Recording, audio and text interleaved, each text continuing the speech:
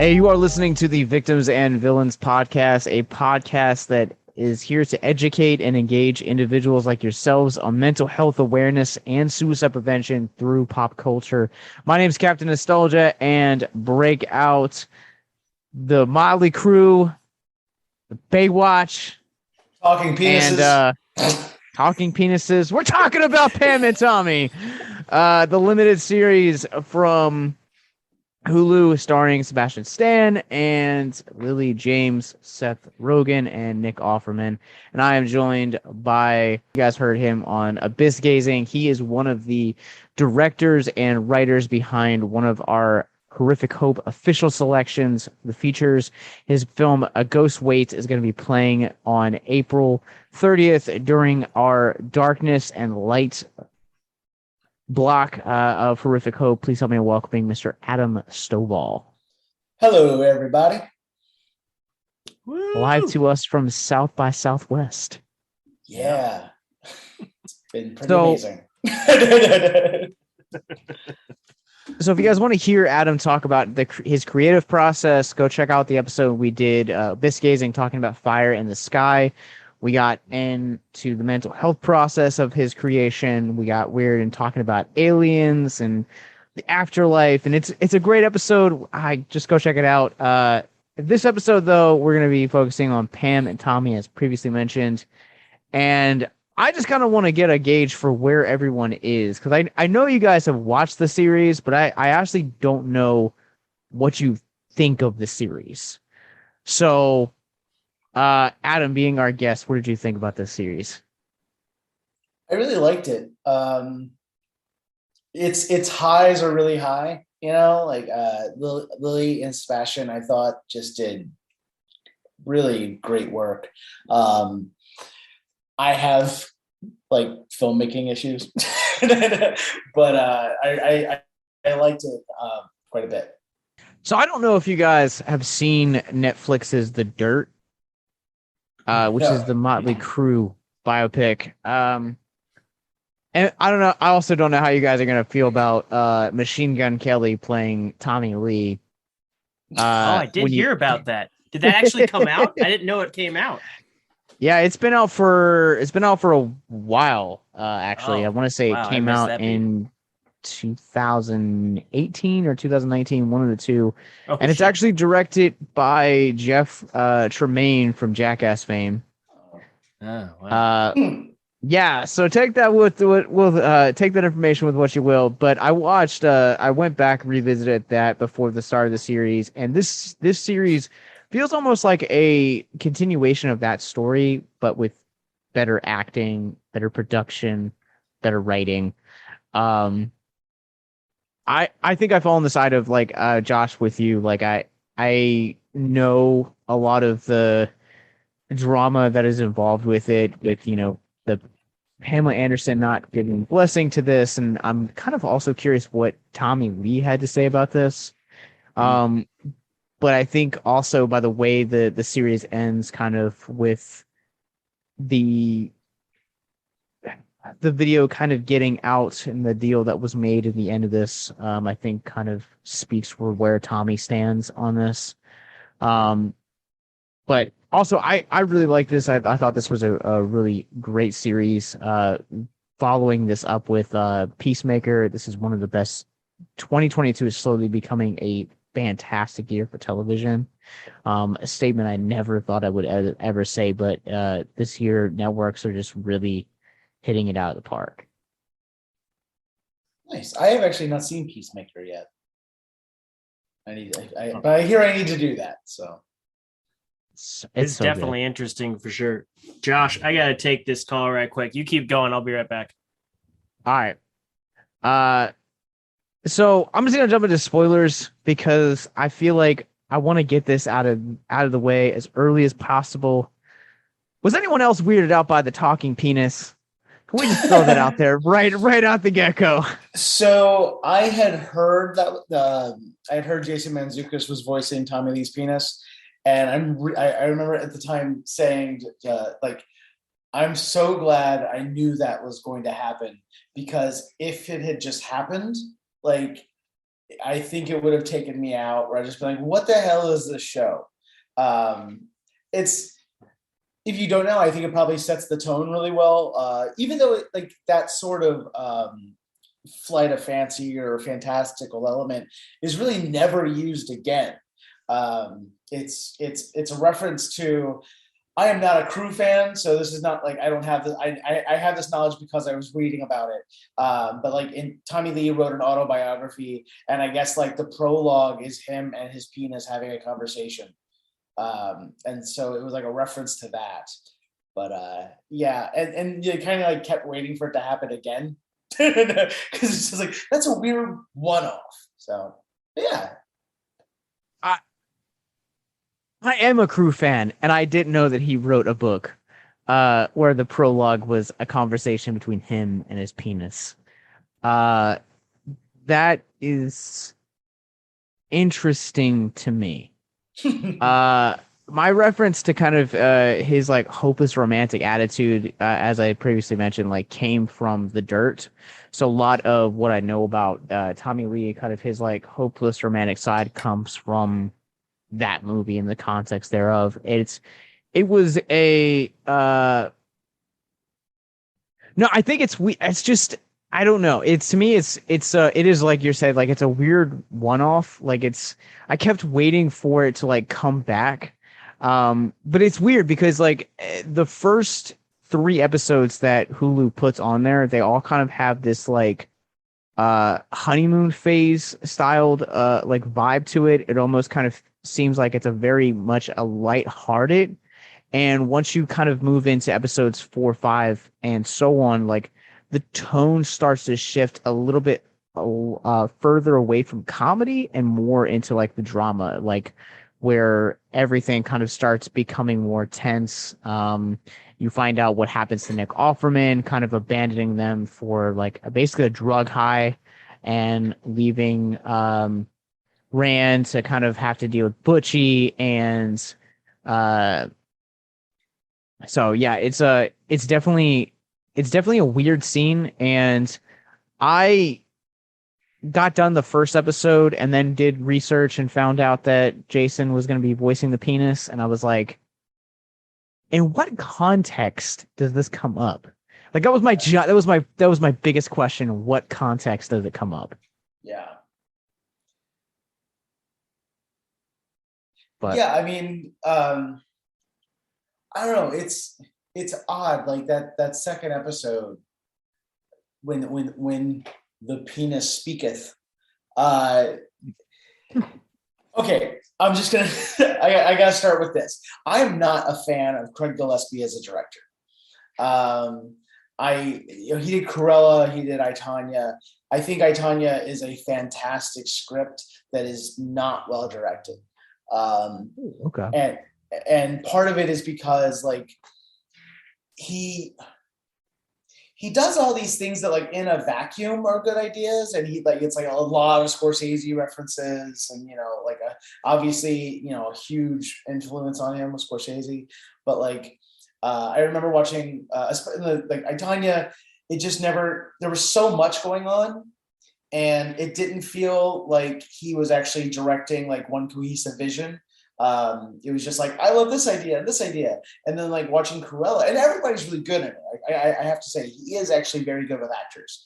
The performances in those films are always really good. Cruella, they're clearly having the time of their lives, but like every 15 seconds is a new needle drop. And, they're all good songs, but like, Jesus Christ, pick one. Like it felt like kind of insecurity in the filmmaking. And I remember thinking like, Coco Chanel once said, like, before you leave the house, take one thing off. Like, I feel like with him, it's like, lose one thing, just simplify your filmmaking, man. Because to me, it's just an assault. And watching Pam and Tommy, episode 3, I remember thinking, if this goddamn camera pushes in on a car window one more time, I'm gonna yell. So like I get into that because like, yeah, in episode 2, tonally it is all over the place. And I remember thinking that, like, I didn't know if it was on purpose, but there's so much extensive prosthetic work being done to both actors, especially to Lily, but to both actors, that when you're watching them just have like tons of sex everywhere in that one shot, it's, it's not their bodies. And I remember thinking like, oh, that's kind of interesting that Pam, especially, Pam and Tommy are like both very, they were commodities. Their bodies were kind of taken from them and by corporations and whatnot, and used to make money. And Tommy kind of leaned into that in a way that was very different from what Pam did. And I thought like, oh, that's kind of an interesting thing, that we are having the experience to their body that they probably had at times. But in the moment, they're both feeling very present because they're falling in love, like in this whirlwind. So yeah, like it's a very odd mismatch. And the second Lake Bell takes over in episode 4, I felt like the show calmed down and I enjoyed it more. Yeah, I can definitely understand that. I mean, not being a filmmaker, I kind of obviously see this as a little bit differently than you do. But I definitely see like I will say the first episode hooked me, and then the second episode not quite so much. I honestly still love I, Tanya. I hated Cruella. That can be left over there. But yeah, there's the show, it seems like it gets richer once Lake Bell and Gwyneth Holder Payton take over. And also Hannah Findle probably does one of the most uncomfortable episodes with episode 6, Pamela in Wonderland. Lake Bell is kind of slowly becoming one of my favorite people to watch in Hollywood. Just because I think she's not only funny, but she's also very brilliant and talented as a performer in general. And so I was always really excited getting to see her visions for this story. But I guess like starting at the beginning, like how and moving away from talking penises, how did you kind of feel about the fact that the story doesn't necessarily start out on Pam and Tommy? We get that exploration in episode 2, but it starts out kind of showcasing how everything started, where you have like your following rant and kind of his just down on luck attitude. I really like the structure of it. Starting out with the the show is called Pam and Tommy, and I think ultimately it would have been stronger had they focused even more on Pam and Tommy. But I think starting with the guy that steals the tape and kind of why he stole the tape, like, not intending to, just this, like, I am a sucker for like buffoons committing crimes stories. Like sure. I love like Blue Ruin. I love stories about like revenge stories where people are bad at revenge. So, this guy who thinks that he's this like religious scholar, and feels like karma is on his side. I thought that was really well done, building up to that point, and then in episode 2, getting into Pam and Tommy. And of course, they released the first 3 episodes, I think, all at once. So I actually binged the first 3 that night. I thought structurally that was a really good call. I do wish that we'd had even less of Rand as it went along, because it kind of felt like, well, we got to keep him around because Seth-Rogen is playing him. But he just had so little to do. And the show was always so much more interesting when it was really getting into Pam, especially in like her relationship with Tommy. I agree. Like to me, I kind of hate the way that they use the Rand character as well as the Uncle Milty character, the Nick Offerman plays. I think that they serve their purpose within the first 3 episodes, and then that should have been it.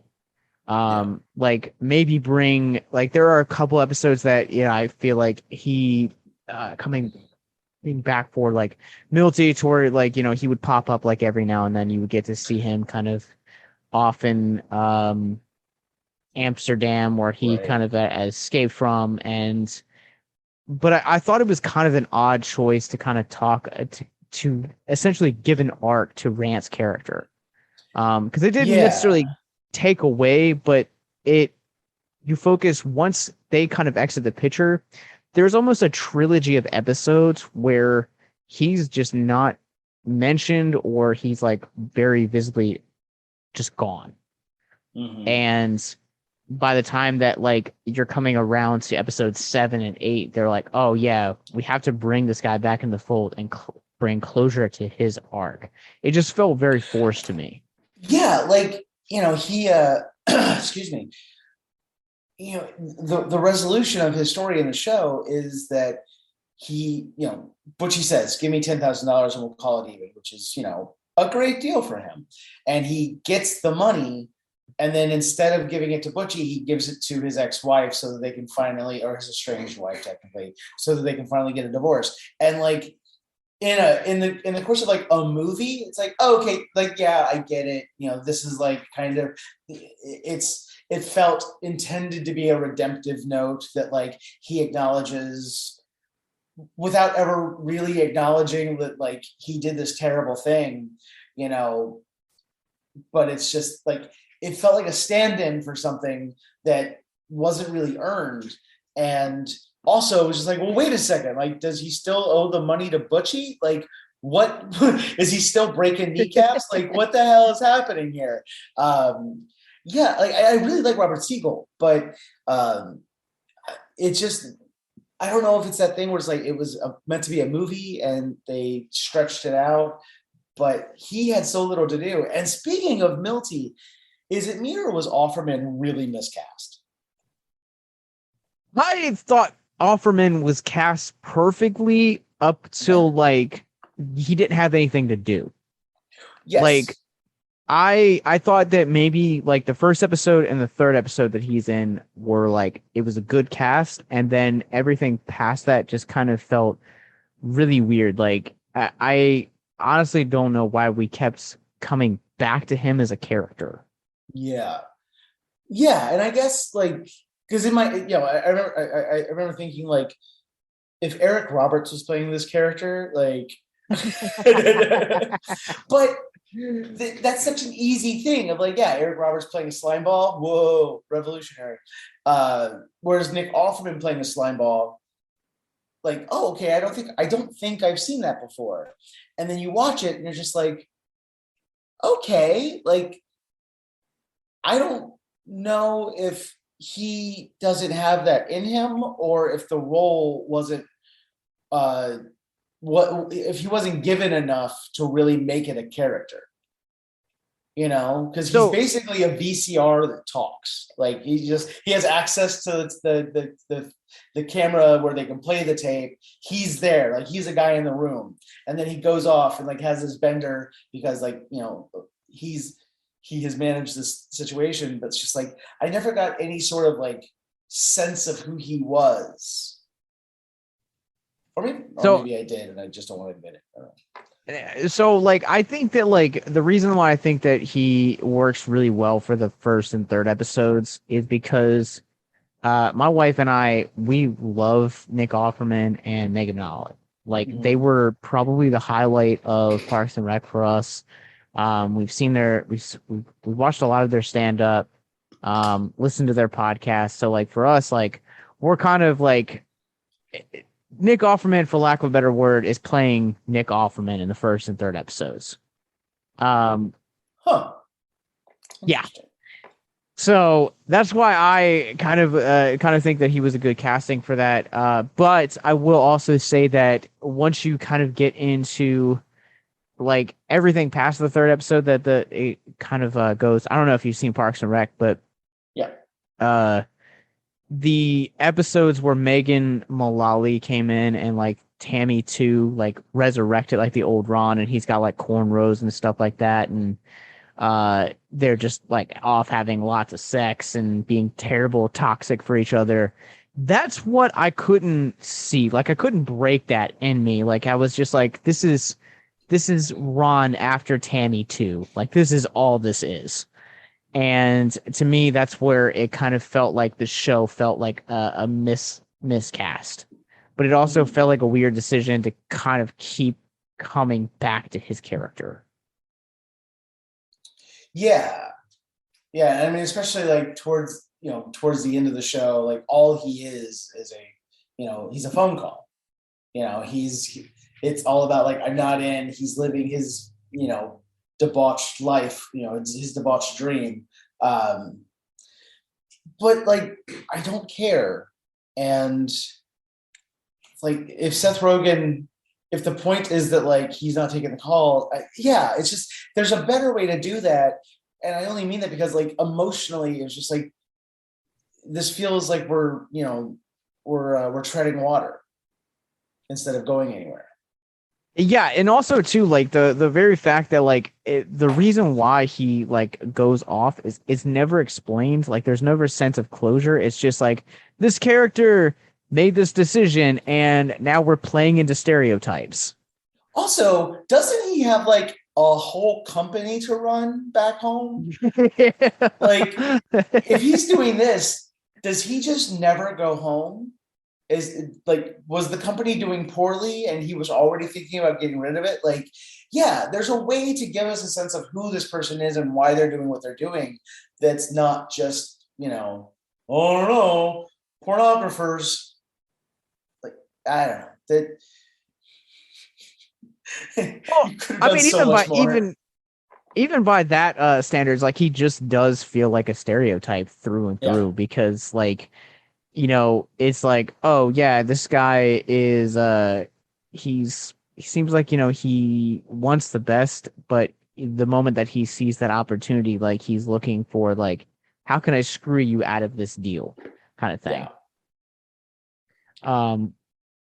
And speaking of the guy that he gets in bed with is a Butchie played by Andrew Dice Clay. Here's a fun fact for you that I don't know if you know or not, but I just finished Chainsaw Confidential, which is Gunnar Hansen's memoir on the making and legacy of the Texas Chainsaw Massacre. And a portion of the funding for the Texas Chainsaw Massacre also came from Butchie, the same guy that funded the Pamela-Anderson sex-tape. That's kind of fascinating. Like, Butchie has had a profound effect on American pop culture.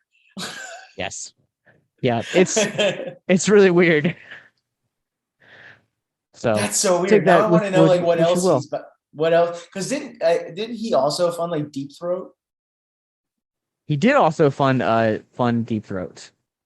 Butchie Perino. Let's do a quick aside and let's see the legacy of Butchie Perino. Let's see here. He, according to IMDb, he has worked in porn for quite a while. Quite a long legacy in porn. That's pretty much what he's known as. Which, like, there's a decent history of pornography companies investing in horror films.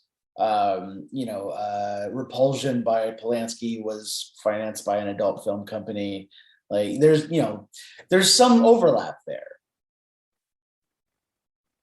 Yeah, I honestly can't see like any like IMDb, like all of his IMDb credits is all porno. Yeah. So it is kind of funny. Let's see what Google has to say. Google gives us some 70s movies: The Devil's Reign, Flesh for Frankenstein, The Last Porno Flick, Legacy of Satan, Echoes of a Summer, and Night of Evil. Interesting. Okay. But yeah. Well, I mean, even that was standing, like, the fact that one person gave us Texas Chainsaw Massacre and the Pam Anderson sex tape and Deep Throat is pretty fascinating. Yeah, just two ends of that spectrum right there. I did think it was like the exploration of it in episode 3 as you're moving along, and Butchie, for context, comes in because they basically went through all of the major adult video companies at the time and just kind of came up dry. Which it's really interesting to kind of see it, because I feel like sometimes it is also a stereotype that the pornography industry kind of doesn't, quote, have any standards. So to kind of see them kind of actually care and have consent for stuff was an interesting angle to also explore as very briefly as episode 3 does. Yeah. Well, I really liked, again, going back to the structure, that, you know, they go through every office in the adult film industry and constantly run into the same question: do you have the releases? And the fact that they don't is what drives them to the internet. And then the internet takes it from them and gets the releases. Like, I really like that. I didn't even put 2 and 2 together when that happened. So yeah, the internet in this is very wild. The internet remains I will undefeated. Just say that. Yes. And like, it's weird because like the internet just seems like such a natural part of life now. Like the fact that we're recording this podcast in 2 completely different states, 2 different time zones, and we're coming together under one thing. The very fact that this series we're talking about today is like, it is come to us through the internet, through streaming. Right. And, you know, to us, like, it's just a natural part of life. Like, I was streaming an episode of South Park before we started recording, and it's second nature to us now. But like, seeing people that like the internet in its infancy, when it's like in first generation, and how people like don't quite understand it, and how you really actually had to like be quite, I don't want to say quite wealthy, but you had to be like have at least some income in order to kind of get the internet. Oh yeah, I mean, back in the day when it was AOL discs arriving, they were like 125 hours free. You know, it's kind of like the Columbia Record House scam that used to happen, where, you know, 10 CDs for a penny, sign me up, and you're declaring bankruptcy. Yeah, you know, I'm writing the script that takes place in 2001, and it's been kind of fascinating to go back like 20, you know, a little over 20 years, and just so much has happened in that time. Specifically where the script happens is May 2001. So like the iPod hasn't been released yet. iPhones are still a ways off. Like, you know, I still had a beeper. I mean, people had cell phones, obviously. I think I still have a beeper. I might have gotten my first block phone by that point. But like, you know, so much of what we take for granted now is so recent. Like, we got used to shit in such a hurry.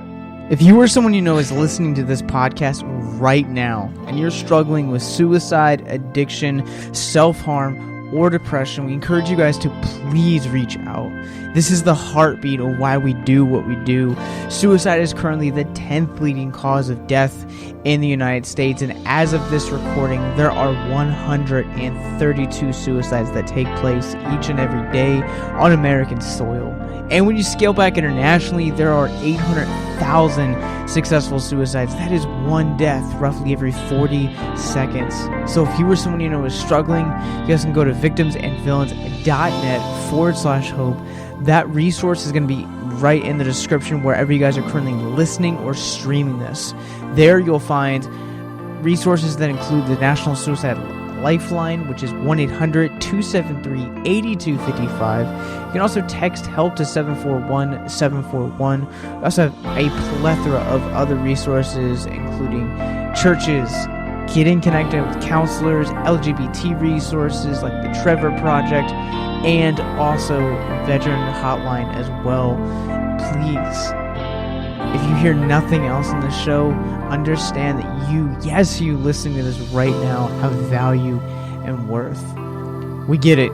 Suicide, depression, mental health, these are hard topics, and the stigma around them doesn't make it any easier. But please consider the resources right in the descriptions below, wherever you guys are listening, because once again, you have value and you have worth. So please stay with us.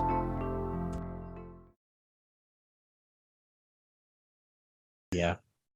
Which I will say this as an experience feels incredibly immersive. The attention to detail that this show brings is just unparalleled. And I do want to talk about that in just a few minutes. But one of the few things that really surprised me a lot about the two things that really surprised me about the use of the internet in this was, first off, how little like people actually knew about the internet. Like when you would talk to like certain people, like they would just be like, I don't understand this. Like there's that scene from, I think it's in episode 7 where Nikki Six calls Tommy Lee, and he's like explaining to him like how to search on the website. Yeah. And you're just like, man, like these guys are like powerful and like respectable and like millionaires, like, and they don't understand what the internet is. Like that scene. And go ahead. Well, and like, you know, they're already dealing with like they had their moment where they were, you know, the kings of LA rock, and they were worldwide megastars. And then, you know, it's addressed in the show, but like grunge happened, and suddenly music just like took that spotlight and moved it elsewhere. So, you know, he's Tommy, and you know, the show gets into it, but like Tommy's already dealing with this existential, like, wait, am I not a star anymore? Like, I still feel like a star. I still feel like the person that got us to this point. Like, why is this guy in a sweater who's mumbling suddenly getting all the attention? Like, I'm not done yet. And then while that's happening, to have the internet come in. So it's just like, what the hell is grunge and what the hell is the internet? Like, poor Tommy. He's a real shithead, but like that dude took some blows. Yeah, and it's interesting when you look at the scope of music, because a large portion of those bands that were in their heyday in the 80s, when grunge happened, a lot of them kind of by like 93, 94 were like calling it quits. And I would say like Motley-Crue, Bon Jovi, and maybe Guns N' Roses, but like the majority of those like household bands were like tapering off and like venturing into like other projects. And you know, Motley-Crue kind of went through some like highs and lows, and then you know, I think as the end of the 8th episode puts it, they basically went directly into the bargain bin. But two, the other thing that I found fascinating about the show was the use of the character of Seth, played by Freddie Heckmeyer, which I probably mispronounced.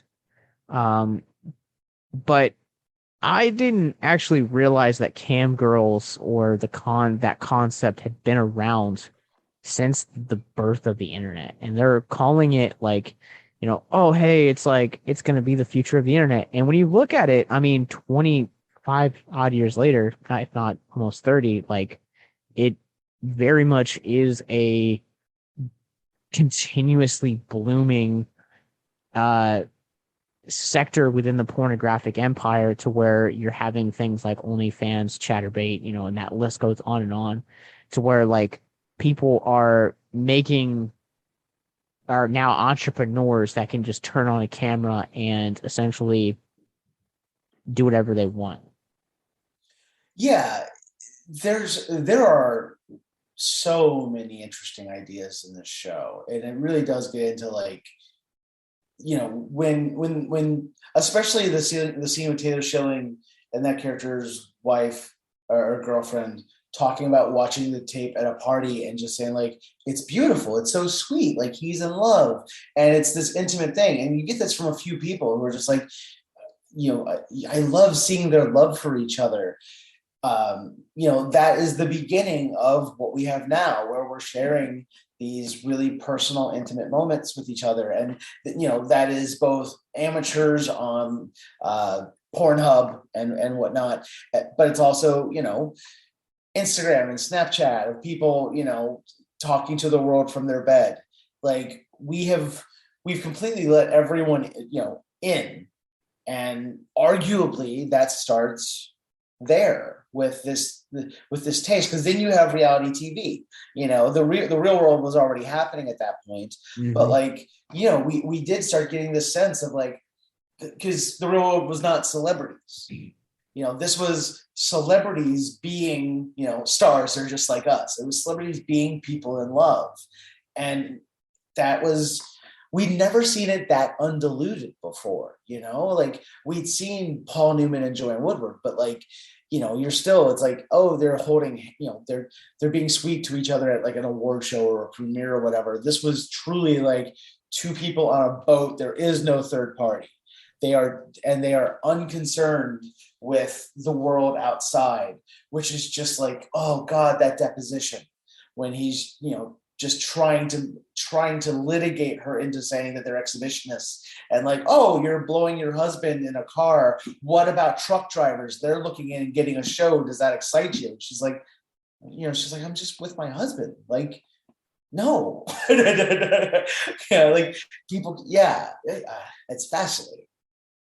There's a lot to decompact there. So let me start at the beginning where you were talking about the use of like TikTok and like Snapchat and stuff like that, because I think that you're right. Like we live in a culture now where everyone is can project the image on themselves. Like we can let in and allow people to see certain sides of us that you couldn't see 20 years ago. And TikTok's a great platform for stuff like that. Like I don't produce a whole lot of content myself on TikTok, but I like watching and interacting with other movie buffs, because I love seeing what kind of genres other people are in, and like to know like what you're collecting and like what you're watching and stuff like that. And I think that arguably, yes, like a lot of the media that we know it today starts with Zanga and MySpace, and even to a lesser extent Facebook, but to the intimate moments that we know now, a lot of that comes from the exploration of the cam girls and kind of like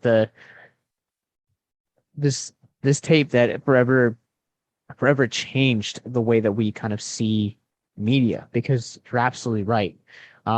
This isn't just two people having sex. This is two people that are actively and really in love. And it's this game changer that is, yes, we want to see them because it's forbidden fruit. Yes, we want to see them because it's celebrities, but also at the same time, you're looking at this because this is actually like two people in love. And I've shared this in the past before. Like I've shared my own struggles, ups and downs with, being a porn addict. And there's a lot of emptiness that comes with those porn scenes. I've listened to a few podcasts where people like oddly like analyze the material within pornography and kind of talk about like how at the end of the day, like it is just acting, the relationships that you're seeing being depicted on there, they're never going to happen in real life. And go ahead. Well, so Riley Reid was on an episode of Dan Harmon's podcast, Harmontown, and he asked her about like what's the difference between having sex with your boyfriend and having sex on a set, like, and it's like the obvious. There's obviously like far few people around when it's you and your boyfriend, but like, there's no crew. But he's like, the experience of having sex, like, tell me how that's different. And she talked about like when it's me and my my boyfriend, like, we're just with each other, and I'm not worried about the presentation of things. Whereas when she's working, she's going to spread her butt cheeks so that the camera can see the insertion. She's going to arch herself in certain ways. She's always mindful of angles, because it's not about the person she's with, it's about the camera.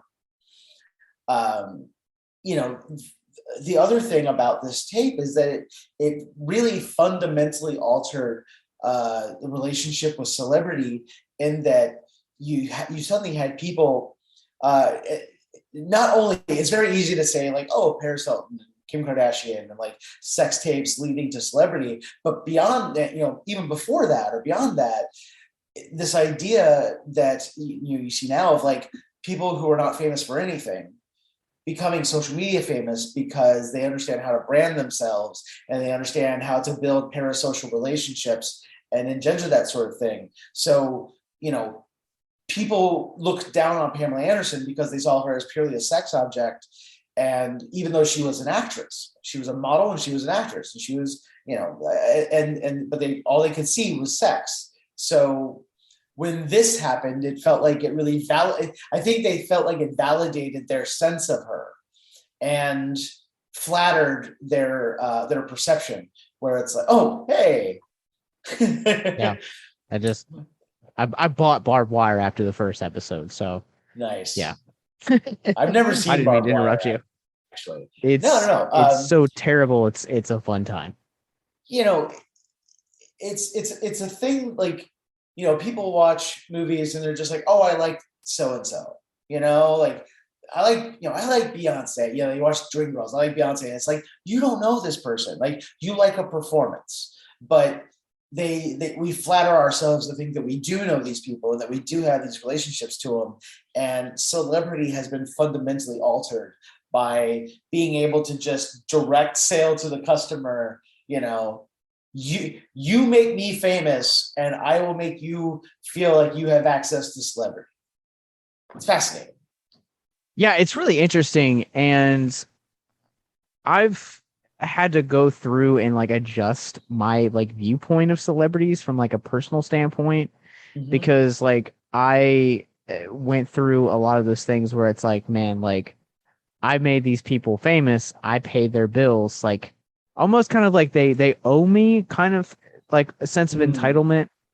And a large portion of why, as a cinephile, I love biopics is because you're getting to see these larger than life people that we see, headline movies and these big arena tours. You're getting to see them, as actual people. I think it's so easy to kind of get caught up and forget that at the end of the day, like, these are actual people with feelings, and they process things the same exact way we do. And it's so easy to kind of get lost in that. And I think that's kind of one of the reasons that I would much rather go sit down and have a beer, grab a coffee with a celebrity rather than get your autograph, because I would rather an hour of your time versus 5 minutes. And it's not just because I want to be seen in public with a famous person. It's because I want to know what you're into. Like, I'm a conversationalist, and I am a person that is very communal minded. Yeah. I literally just ran into Ethan Hawke. I had a meeting at the Stephen F. Austin Hotel. They have like this, it doesn't matter. I was at a place and there's like a happy hour happening, and there's these mentor sessions and there's all this stuff. And I go to the bathroom, and I'm coming out of the bathroom, and Ethan Hawke is coming into the bathroom, and I see him see me and have this like expectant look on his face because he's Ethan Hawke at a film festival. Everywhere he goes, someone is going to stop him to say, "Hey man, I love your work. Can I get a picture? You know, you sign this?" And so we're like at a bathroom door crossing paths. And I see him look at me like, "Are you going to ask me for something?" And I just smiled. I was like, "I'm not going to ask you for a bathroom selfie. It's okay." But yeah, like, I'm the same way. I want to talk to somebody. It's not enough to just like, you know, our paths cross for a second and I want to mark the moment. Like, there's nothing to that, you know, like anybody can run into Samuel L. Jackson just because he's a person who lives a life and like has to go to the gas station sometimes. But to me, and I think, you know, it's because film is my field. It's what I've devoted my life to, you know, and the creation of, you know, the creation of storytelling and the craft of it and the discipline of it. You know, I want to sit down, like I got to meet Tarantino one time, and Pulp Fiction is the reason I'm here. So it was really important to me to be able to thank him for it. And I said, like, you know, you set me on this path. I did this, like, thank you. And he said, "Yeah, have you ever been to Iceland?" And I was like, "No, like that is definitely not the response I was expecting." And he said, "You should go. The women there, they're just so happy to see you and excited. And they just want to make you feel welcome and good and happy." And I was like, "Cool. Do you think it helps if you make Pulp Fiction?" And he just goes, yeah, I do. And then it's like, look at his face like it hadn't occurred to him. And it's just one of those moments where I'm like, okay, I'm glad I had this with you. I never need another. You know, like me, like even the idea of trying to get, like, you think about like, oh, I'll talk movies with Quentin Tarantino, and then you realize I'm not going to get a word in edgewise. I'm not going to have heard of most of these movies. You know, like, you know, thanks, Quentin. I'll be over here. Peace. Bye. Peace. This is a pleasure. Now it's something that like doing cons early on, when we started doing cons, that really kind of I don't know, like turned me off to where I was like, I'm here to talk to small creators. It's how I ended up actually befriending Josh and you know, bringing him eventually to do stuff with Victims. Is we just kind of stayed in contact, like, Yeah. And I think those are the most, to me, the most meaningful relationships. And you know, I think it's gonna be great and awesome to like meet someone that worked on like you know, Night of the Living Dead or like Friday the 13th. Like that's awesome to meet as like a, you know, as a fan.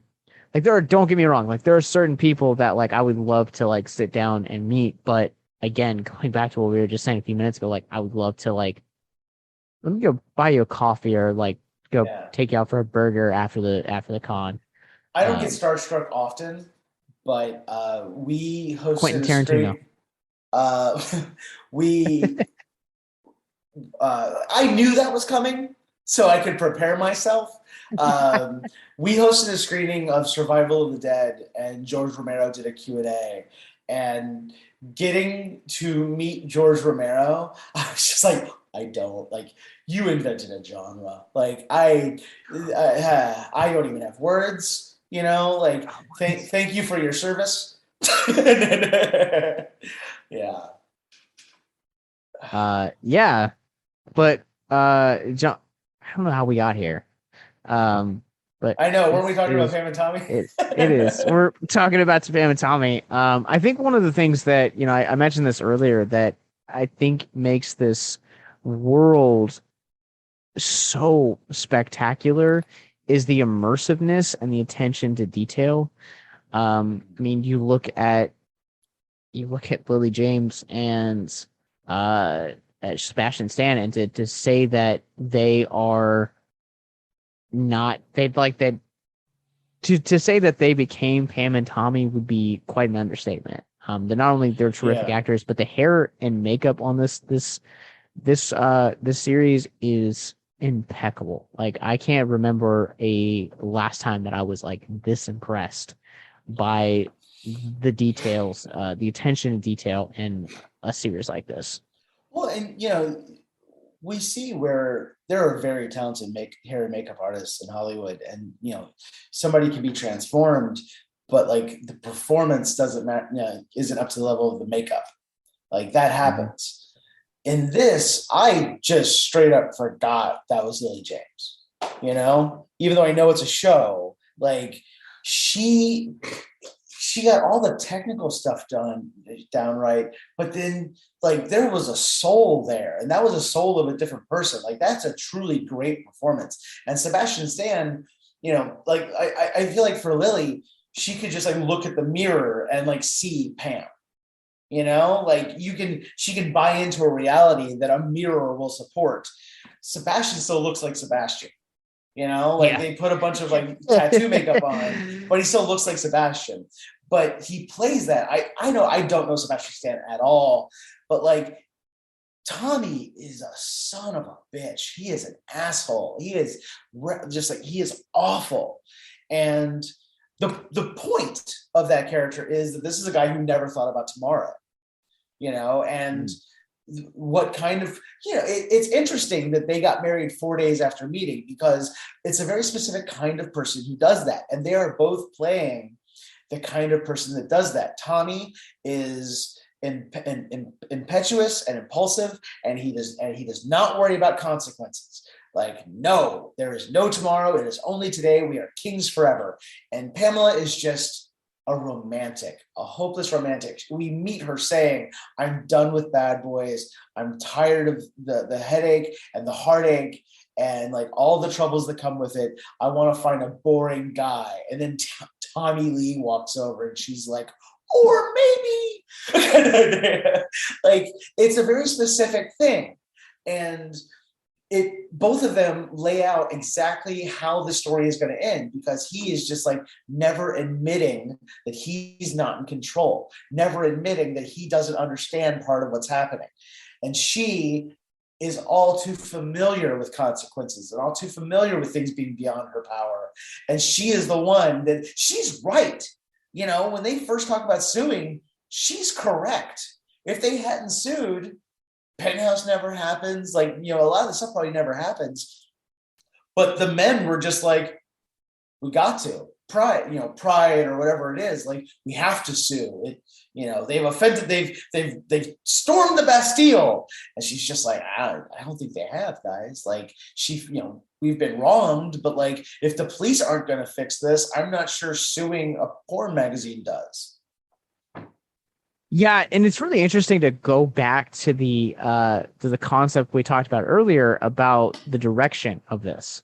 And when you talk about directors like Lake Bell and Gwyneth Holder Payton and Hannah Findle, like, I'm so glad that they were the driving force for the majority of this.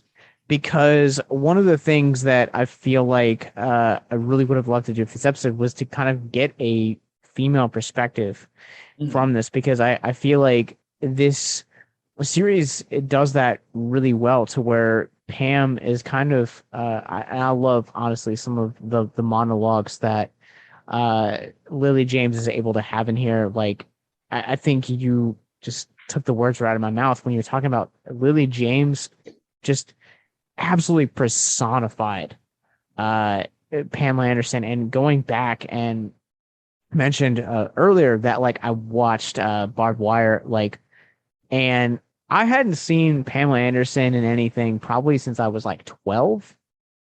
And I'm 30, about to be 31, so like I haven't seen her act in anything in like a long time.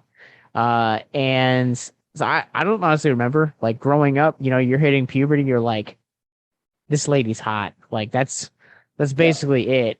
And but like going back and like actually being able to like see how she is as an actress and like her mannerisms, her voice, and James just absolutely just disappears in that. Like the fact that like she's able to get down not only the look and the mannerisms, but the voice as well. Like, she completely transforms her entire being to become Pamela Anderson. And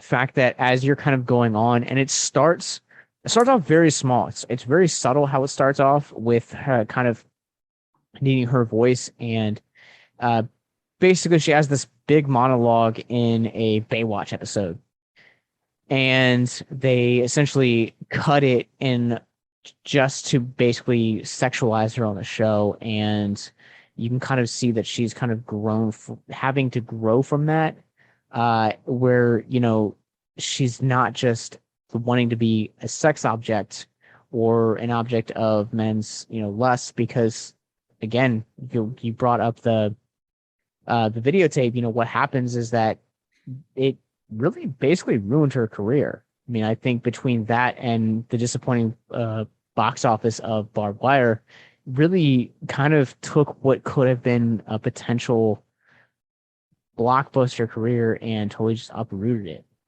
Yeah. And I think so much of that also becomes from the way that the media depicts women that this series explores really well. Yeah, I haven't seen Barbed Wire, so I don't know how her performance is. It's quite campy. I will say, if you like schlocky movies, it's definitely a cult classic for a reason. Yeah, I had a lot of fun with it, and that's the reason why I like it, but I know it's not going to be for everyone. How would you guys like to help us get mental health resources into schools, conventions, and other events? Well, now you can. Simply go to patreon.com/victims and villains for as little as $1 a month.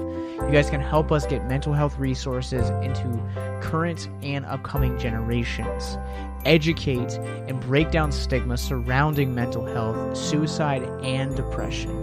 And you get exclusive content that you can't get anywhere else. And you guys can tell us which Nicolas Cage movie you want us to cover, and we'll do it. All it takes to get started is to go to patreon.com/victims and villains, or simply click the link in the episode description wherever you guys are currently listening or streaming this episode. Pick your tier and get started today. Yes, it's that simple. So quickly select the tier that you want and help us get hope into the hands of the depressed and the suicidal today.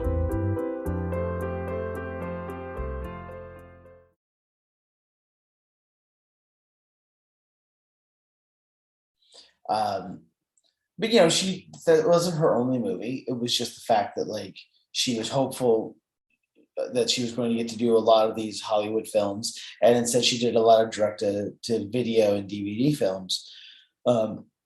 Essentially at a certain point, it wasn't even playing the hot blonde. It was playing Pamela Anderson. It was, I don't know I think she's in a scary movie or one of those some of those spoof films where she just shows up and is herself. I saw her. There's a British panel show that I love called 8 out of 10 Cats, and she was on that a couple times. And yeah, she's I have no idea what her life is, and this show made me curious. I don't think I thought about Pamela Anderson outside of when she showed up on 8 out of 10 Cats. It's not really, she's, even though she is kind of a cultural figure, she's not. And watching this was just okay, I'm going to let myself off the hook a little bit in the, pubescent boy. You don't think about anyone's humanity, not even your own. Yeah. You're just really hoping that the erection goes away before you have to stand up and walk in front of people. But as a 43-year-old man now, I have that regret of why did we do this? And I was a part of that. I didn't watch Baywatch. I didn't I wasn't that, but why weren't we aware? And I mean, I know the answer is basically patriarchy patriarchy is very well built. It has withstood a lot. But yeah, it's why did we not even have this conversation, or were we having this conversation? And in fact, not only is the internet doing the awful thing of propagating her, this most regrettable episode of her life, but also the internet is giving voice to people who didn't have voices, who can say, hey, it's not okay that we treated this person this way. Side note, I love the fact that like Jay Leno was always on the wrong side of history. Like as we're doing these like 90s kind of character reassessments, Jay Leno, there's always a clip of him saying the wrong thing. Yeah, but the guy that they got to play Jay Leno in this is was pretty spot on. I will say that. Yeah. But yeah, I think you're absolutely right. Like these are conversations that we should have been having 20 to 25 years ago. And I want to say it was like 2014 or might have even been a little bit more recent, but there was a documentary that was released, and I can never remember the name of it, but I reference it all the time. And it's basically like the deconstruction of like how poorly women are looked at in Hollywood and how poorly they're treated in terms of, pay, gigs, like what they can do, what they can't do, and like how even 100 years into making movies and television, it's still a man's game. And I think this series portrays that so well, to where you're seeing about like, it's never from a woman's point of view. It's always from the man's point of view. And even when you're having Pamela kind of voice her opinion or give her 2 cents, which I'm grateful for the insight of projects like this. And given the fact that a lot of where the majority of these things come from, they're coming from female directors and creators. So I think that this series does a really good job at kind of bringing that conversation on and kind of talking about like the mental health of what women in the industry face. I was just watching something the other night, and I'm trying to remember what it was, but there's this moment. Oh, it was Euphoria. Do you watch Euphoria? I started watching the first couple episodes, and I couldn't get into it. It's a Sorry. lot. It's a lot. I just binged the 2 seasons, which I don't. It's just a lot. I'm not sure that I recommend it. It's not a great headspace to be in, where you're just like, this is all I'm watching. But there's a scene. You have this one character, this guy who's just a psychopath. Like, I'm trying to figure out whether he's a sociopath or a psychopath. I'm pretty sure he's a psychopath. But the relationship that he had in season 1 ends. And in season 2, he starts seeing somebody else. And it's this girl who just loves to be loved. She loves to be in a relationship. She wants, she exists for you. And he treats her horribly and completely sets the terms. We can only see each other once a week. We can, I won't acknowledge you publicly, da da da da. But then like they get together on that once a week and they're making out, and he's just like, you have no idea how much power you have. And you see her like, kind of hearing that and like, but it's completely empty because, the second she needs him and it's not that one time a week, he won't be there. And, like that's what, I thought of that when you said that. It's like, the way that women are treated in this industry have been, are, and continue to be, even though it is getting better. Like they're constantly told, these guys who treat them so shittily are like, oh, but you walk in and you have all the power in the room, all the eyes turn towards you, and it's like, right, but you have the hiring power. Like you may feel insecure around a beautiful woman and say that she has power, but she also is, like oftentimes an actress is walking in dressed in a way to get a role. Like, this outfit works for me. It's, it's flattering. It's not too flattering if the character is conservative. It's very flattering if that's, like whatever the casting director says it needs to be, but they're still dressing for the eyes of others. So it just puts the lie to the idea that these guys often hide behind. Yeah, I was I don't I make a lot of podcasts, so I don't actually always listen to podcasts. But before I continue that thought, the documentary I was referring to is actually called "This Changes Everything," and Oh yeah, I have heard of that. it is now actually streaming on Netflix. I highly recommend it. It'll really change the way that you look at women within the industry. Um, and but to go off of what I was saying originally, I was listening to podcasts. One of my favorite podcasts to listen to is a relatively newer podcast. It's called Talk Scary to Me. And it's hosted by Daniel Harris and Scout Taylor Compton. Oh, cool. So, but like they kind of share like their own experiences in the world of the, auditioning and like acting and filmmaking and among other things. But one of the things that she had kind of Scout Taylor Compton was talking about she's talking about audition she did early on in her career, and in the audition she was told to kind of dress like you were saying, like not quite conservative, but like not quite like bordering skanky, like somewhere in that balance. And they emphasized, make sure you gotta show cleavage, stuff along those lines. And then she kind of came in and like there were other girls that auditioned there that didn't have to do that. And it just kind of begs the question of like,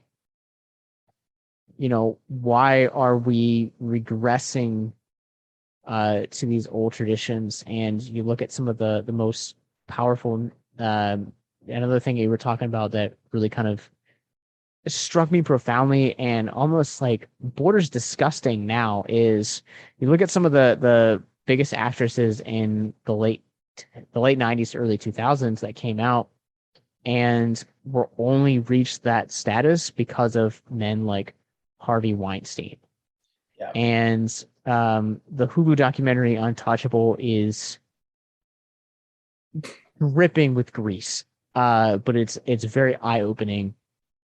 But I will also say that like I don't know, it's the fact that like we're slowly getting better at kind of focusing on and celebrating women directors, but it definitely and creators period, but it definitely still feels like it's very much a male centric world. Oh yeah, absolutely.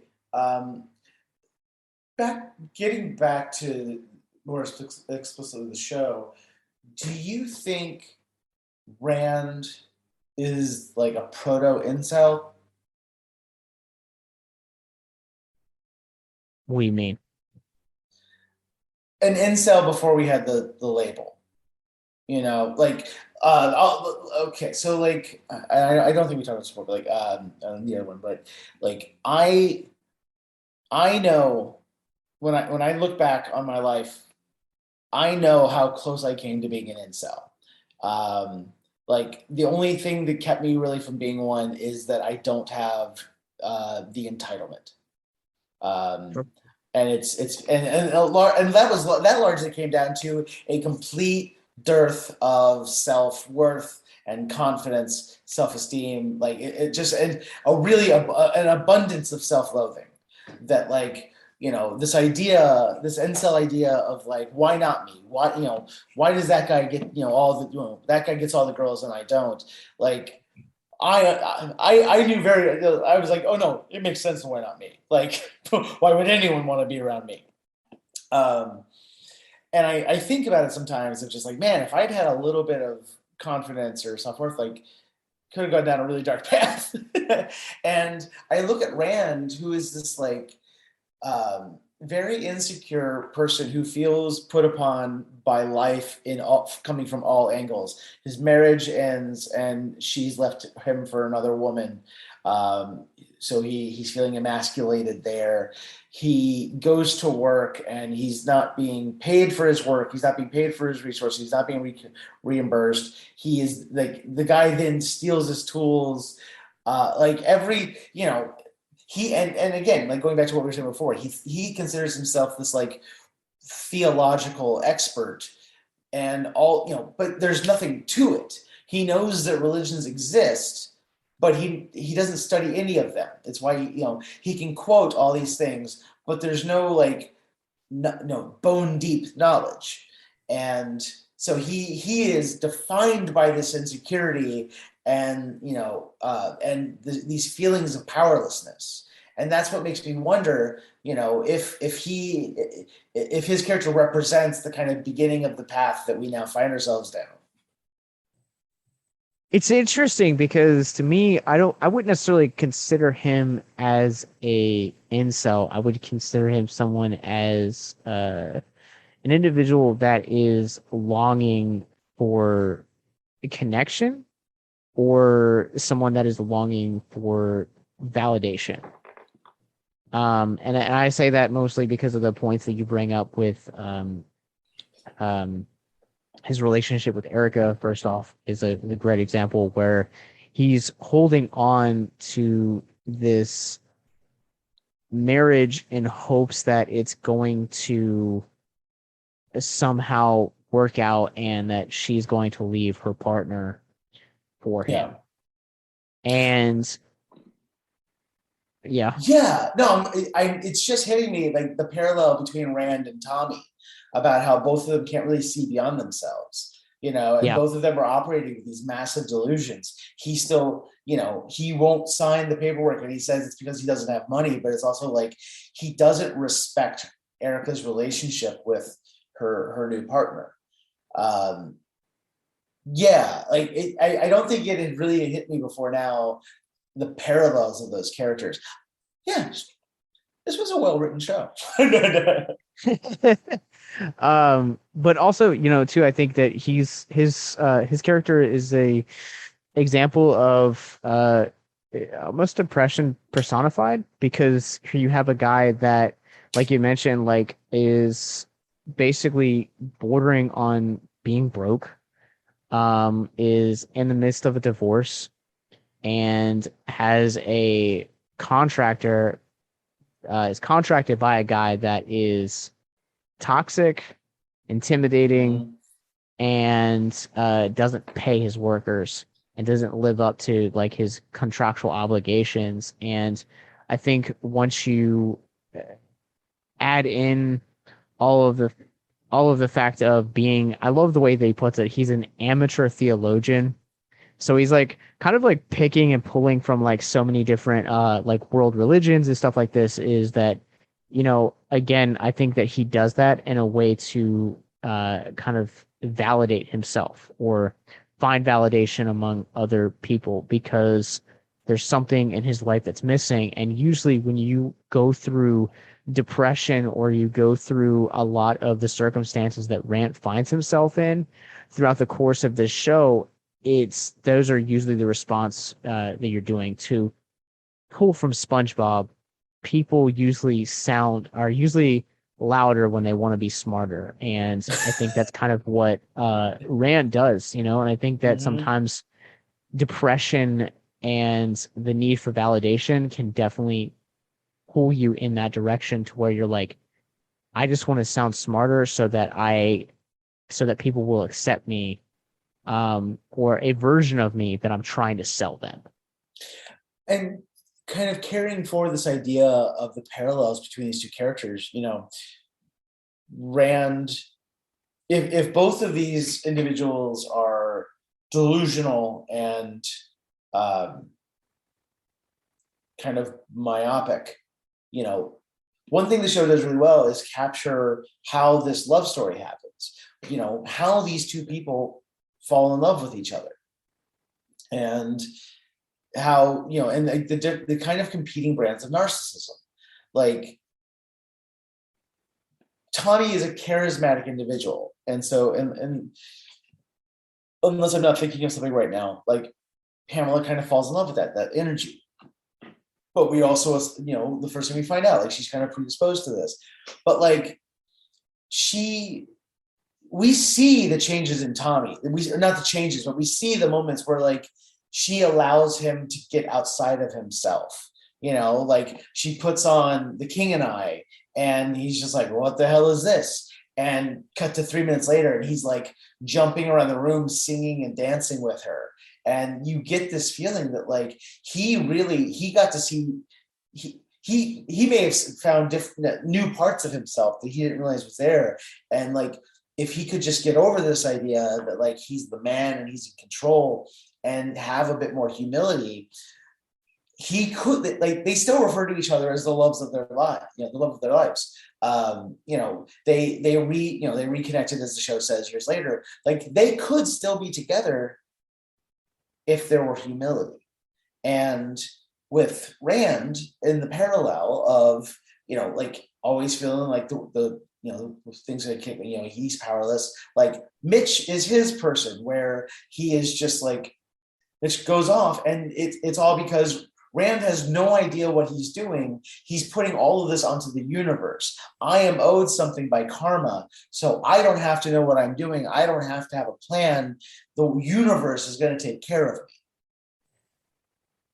I don't know exactly what my point is on that. I'm just kind of realizing, like, now that these two kind of exist as a parallel in my head, and like I'm seeing like, oh, right, like they're informing each other as it goes in the story. But it kind of speaks to what we were saying in the beginning of like Rand's story just loses steam, and like Erica is the beating heart of his story, and his best scenes are, a lot of his best scenes are with her, but we keep going back to Milty for reasons unknown. To kind of go off of what you were talking about with the whole karma thing, it's interesting because like being a Christian, like it's faith is a mixture of faith and action. So, I love the fact that like the first episode is like exploring him like having a stakeout outside their house, and he's like kind of thinking that he's karma. And I want to say something, but I want to tread lightly on how I want to say it. I think when you look at I'm just not gonna say it. Okay. I think that sometimes is like that's kind of where a lot of his problems are coming from, is that like he's in this position where, as you said, like he can't see past himself, and a portion of being unable to see past yourself is that you essentially create this facade of yourself that you can never live up to. And you 100% see this with him, because the whole deal with Butchie comes back to haunt him, to where like he, as he says in episode 7, like can't sleep, can't eat, like he's become like the very thing that he sought to never be. And he goes to see a psychic, and in episode 8 actually like goes to visit Pamela, and he's like, Tommy might have been a dick to me, but Pamela did nothing. And like, I've ruined this woman's life, and like really laments over that, and like allows that to seep in. And I think that for the first time in this series, like that's kind of the turning point where he sees past himself. Yeah. I said in Abyss Gazing, when we were talking about like the journey of making a Ghost Waits, that I was at a very low point, and was very close to suicide. It's one of 3 or 4 times in my life that I've like I could feel myself on the verge. And the thing that kind of that brought me back was like, I don't know that I have a place in this world, but I do know that since I was a kid in the basement of my parents' house, watching Back to the Future, clutching my Back to the Future storybook, movies meant a lot, and I wanted to make a movie. And I was just like, you know what, before I cash out, I need to try to make a movie, because I need to know if I can. I don't have a backup plan. And when I think about that time of my life, I was feeling very powerless. I was feeling very hemmed in, and like life was just kicking me from all sides. And making the movie, working with McLeod's made a few other movies, and it was very easy for me to kind of defer to him. If we were working on something and he's like, oh, I think we should do this, I would say, okay, even if I disagreed. Like we would talk through what we each wanted to do, but I would defer. And there were times where he would say, oh, we should have done what you wanted to do. And that is what allowed me to start trusting my instincts. Trusting my instincts is what led to me having self-esteem and self-worth and actual confidence. Because like people would always say, fake it until you make it. And I could not. Like because I didn't see the point in faking confidence because I knew that it wasn't real. But trust my instincts led to all these things. Now, one thing that I struggled with in the course of all this is the power dynamic that comes with being a director. Because to me, I'm just a guy making a tiny movie. It costs very little money. We don't, it's barely a real set. We're on location. There's craft services that I got at Costco. Like, it's not what you imagine when you imagine a set. And so I think in my head, it was just like, why would you think of me as a real director? And I had some issues with that, with some people where I wasn't treating that dynamic with the respect I should have. And I eventually had to learn that, like, you can, and I think that's how a lot of these like really horrible, like David O. Russell, Brett Ratner, like these people happen, is just like, you don't respect the power dynamic. Now they went the kind of opposite direction where like, how dare you, speak to me, I'm the director, what I say goes. When I look at Rand and this progression of, that his character has of getting to a point of acknowledging that he did something wrong, and it is not excused by his reasons for doing something wrong. It is not excused by Tommy being a dick and not paying him, and just the lamp, just everything, because he does this thing, and for a brief shining moment, it seems like things are going to be better. He takes Eric out to dinner and he's like, I can't tell you what it is, but my ship has come in. And then Milty just goes to Amsterdam and takes the ship with him. It's this crucial thing of admitting the power that we have when we have defined ourselves by our powerlessness, and acknowledging that we may call ourselves a victim, but we are not.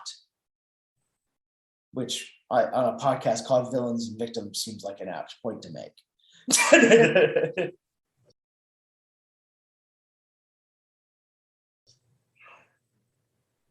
No, I agree with that, man. And there's a journey of being vulnerable that you have to understand. And it's vulnerability and is hard in a social media age because we project these holograms, so to say, of the versions of ourselves we want to see out there.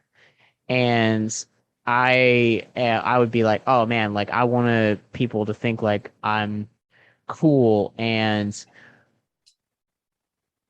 as long as my wife loves me, I'm okay. Like I don't care what anyone else thinks. But I think that, we project the versions of ourselves we want to be out there, and there's that creates envy, and eventually I think it's like the equivalent of telling a lie. Is like you have to remember who you told the lie to, all the moving parts, and make sure that you always keep it straight. And that's one of the hardest things about sometimes being in the social media age and being vulnerable, is that it's hard to keep that straight, and what platforms you're posting what to, and so on and so forth. But being vulnerable is really hard, and there have been some really hard conversations that I've had on this platform that in the moment, like I'm just like, man, like I don't know if I want to release this because it's going to show people that I have depression, or that I've struggled with pornography addiction, or that, I've had to, unlearn terrible habits and stuff like that. And, um, you know, that's really hard. And I think that the Rand character kind of has to endure that a little bit because, like, honestly, the hardest part of, being vulnerable is hitting the ground and figuring out that you're wrong. Yeah. Like, it's cliche to the point of triteness to say, like, honesty is easier to remember. Honesty is simpler, because that's not entirely true. Honesty sometimes is very complicated and very difficult because it requires admission. It requires, sometimes honesty requires you to acknowledge truth that you are predicating your existence upon deluding yourself from. I like to be honest. I like to be vulnerable because I know how hard I had to fight to get through it and to get to where I am now, and to be somebody that you want to talk to, and to make a piece of art that you want to program in something as special as Terrific Hope that has such a beautiful mission. Like, you're not programming that if I took the path of least resistance and made a boobs and blood splatterganza, and that might get me into other horror festivals, and that might, get me onto Shudder, but it's not fun to talk about. And I know that because I know the guys making that, and they're not having these conversations. They get on a mic and they talk about how much they loved X, Y, and Z horror movies when they were growing up, and they wanted to make that. And it's a reference, it's a marathon of references, and to call it pastiche would be flattery. Whereas, like, I really love the fact that in promoting a movie, I kind of get to go through therapy with people, and because I'm willing to do this, it gives other people the space to do that as well. And so many of these conversations on podcasts and interviews and whatnot get to these really beautiful, deep places because I'm willing to talk about how close I came to killing myself. So I'm willing to talk about the messiness of being human. Will you dance with me on that? And some people will and some people won't. I love that analogy of dancing with it, because there's no better analogy out there, because that's essentially what it is.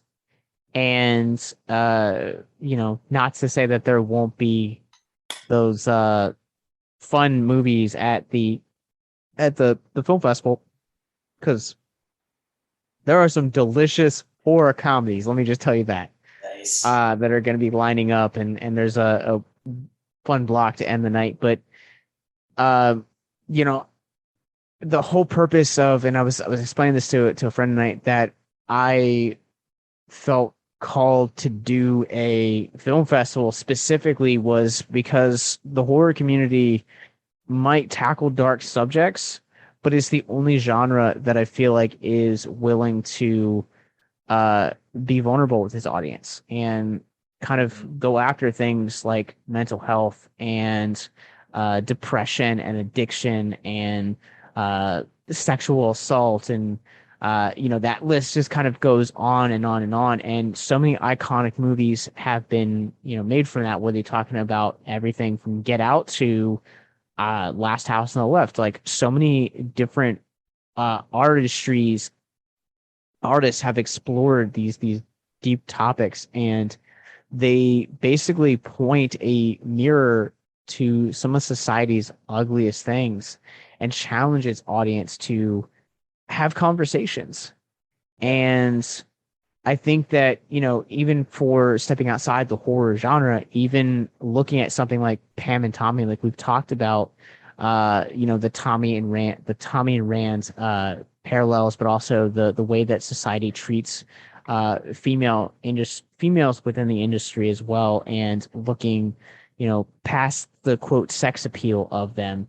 I think that there's so many mediums out there and projects that are willing to break down and have these conversations if as we as the audience just need to be willing to reciprocate and say, all right, I see that you're being vulnerable. Let me be vulnerable back, and let's conversate back and forth with these. One of my favorite things. Have you seen the movie Synecdoche, New York? What is it? Synecdoche, New York. No. Charlie Kaufman. It was his first movie as a director. And it started as, and I know this because we did a Q&A streaming with him. It started, he and Spike Jonze had a meeting with Sony, and Sony said, we want you two to make a horror movie. We do not care what it's about. You two make a horror movie. It's like, this is the budget. And so Charlie went home and said, what scares me? The relentless progression of time. And if you ever if you ever watch New York, like the idea that, it is, some people are just like, that's a horror movie. And like, it absolutely is. But, it's done in that Charlie Kaufman way. But I remember when he said that, I just thought, like, he's right. That really is how simple it is. A horror is what scares you. And, when I was thinking about making a horror movie, I'm not scared of monsters. I'm not scared of a guy with a knife because I can run. I can lock a door. There's ways to deal with that. But I am scared of, alienation, profound and terminal alienation, and not having a place in the world, and the lack of connection, of being truly alone. And that's not to say like I like alone time, but like existentially alone, where in a world of 7 billion people, there you are one of one. That is a truly lonely existence, and like that frightened me, and that's why Ghost Waits is about loneliness and the miracle of connection. The movie that we're writing right now, that we're making next, like if it didn't have a genre element, it's about self-actualization and the miracle of finding love and the journey of accepting yourself and being able to process, accepting love, and how some people never get there. And that it's a miracle that we do. But you can't pitch that. Like people will say that's really interesting. So it has a genre element. It's a sci-fi story. It's a time travel story. And I've been doing that since I've been here in Austin. You tell people the hook and they're like, oh, tell me more. Like, that sounds fascinating. And you're like, Ari Aster said that, like, Hereditary doesn't get made if it's not a horror movie. Genre gives us a space for metaphor to explore these things that you don't get to elsewhere. Yeah, I completely agree. And that's part of the reasons that I love horror so much. But it's I need to watch this movie now. But it's also funny to me to hear about it just because it's also like so much of those thematic elements is what he would bring to I'm Thinking of Ending Things, which great movie. Yeah. But yeah, I think that might do it for us talking about Pam and Tommy, unless there is like any other I was just thinking, I was like, is there anything that we didn't talk about? Because we really haven't mentioned them in a while now. No, I mean, I think it's really worth time. And the more we talk about it, the more I think I might actually go back and revisit it at some point, because I think I maybe didn't grasp in the moment some of what was going on with Rand. And maybe I'm being uncharitable. I think I'll still have the same issues with Craig Gillespie, but the writing, the more we talk about it, is like, this was really well written, and not in that like Mad Men or Breaking Bad way where it's just like kind of self-evidently, but just like the themes and the structures, while it is beating you over the head with some of the stuff, some of it's really not. Some of it's very subtle, and it makes me want to go back and give it another look. Yeah, I mentioned the immersiveness of this show earlier, and I think two examples that really strike me is the fact of it's one of the episodes while Motley-Crue is making their album, and they get pushed to Studio B, and you get third eye blind come in. Like that's such a throwaway it's like blind, but like if you knew like how big third eye blind was gonna get within the next year, then it's kind of like, oh man, this is like such a cool detail that didn't necessarily need to be here, but I'm glad it's here. Yeah. And there's the second detail is that is one of the last, it's during the last end like montage. Maybe it's not. It's during the last episode. Rand's walking out of the Chinese theater in Hollywood, and it's right before he actually sees the Pamela Anderson like cosplayer, and off to the left of the screen, there's a random poster for Liar Liar there. See, I didn't think that was random, because he walks out and he has this look on his face like he's just seen like Kundun or like something that was like the spiritual, like what it is to be a person. And like that to me was the punchline of it, that like he just got out of Liar Liar and he looks like he's had his life changed. See, I didn't put two and two together until you said that. So like that makes me appreciate that even more now. It's just they did a fantastic show with this series. Yeah. It's performances. Go ahead. Oh, I was just gonna say, if you like this, if you have Hulu, there's a series on there called Dark Side of the 90s, and there's an episode about the Viper Room. And it starts off and it's all like the drugs and the celebrity, and it was a place where stars could go and let their hair down. But then like as it turns towards the end, you've got Adam Duritz talking about like bartending there, like when the Counting Crows had the #1 album in the country, like that was where he would go. And because he never felt like really one of them, he would go behind the bar and bartend. And and you just get this guy who was like a huge figure in the 90s, and he's just talking about his friends, and he's talking about what it is to feel comfortable somewhere. And I think that would be a really interesting companion watch to this series. Yeah, I'm pulling it up now. I think it's funny that to hear Adam Duritz kind of talk about that. But yeah, no, I agree, man. Like the 90s, like the older I get, the darker they seem to be. Because I feel like growing up in the 90s, I'm like, man, like what a cool time to be alive, where everything's like wacky and colorful and neon. And then you get in, you learn about like some of the stuff that like happens, like true crime cases or like political endeavors and like the Viper Room and stuff like that. And you're just like, even learning about like the Pam-Anderson sex tape from like as an adult, you're just like, Jeez, yeah. This is dark. Mm-hmm. So, but all right. I think that's going to do it for us on this episode. Okay. Where can people find you online? On Twitter at Adam Stovall, all one word. On Instagram at Not Adam S. You can also find the movie at A Ghost Waits on Twitter, and then at ghostwaits.com. Because I may actually have the Twitter handle wrong. I think it's at Ghostwaits. But at ghostwaits.com. And then if you're going to be at Horrific Hope, you can find me there. We're going to be doing a Q&A with the movie. And I'm down to... the movie made its premiere March 6, 2020. So I had a really fantastic experience at Firefest Glasgow. And then the world promptly shut down. So like, I'm here at South by Southwest finally having like another social experience. And it's been amazing. And I'm looking forward to continuing that with Horrific Hope and meeting some people that love movies. We're so happy to have you. Let me just say that. I'm pumped to like have these conversations like over Skype and Zoom and everything. But it's like another thing to be like, man, like to screen your film and then like to see it, to like get to talk about it afterwards. And just I'm excited, over the moon. Horrific Hope, if you guys want to go, it is going to be April 29th and 30th, the official halfway to Halloween mark.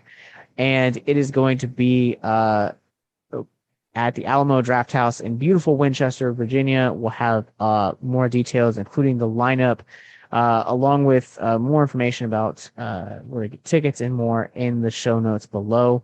But you guys can follow me. I'm at Captain Nostalgia on Letterboxd, and you guys can find our parent company, Victims and Villains. We are on by going to victimsandvillains.net, where you guys can find links to our social media, including Facebook, Instagram, Twitter, Twitch, YouTube, wherever you guys get your podcasts from, Patreon, more podcasts like this, movie reviews, and most importantly, our mental health resource library. And that's going to be it for this episode. And a warning, don't hold your breath for the next episode because we'll be turning red. Have a good night, guys.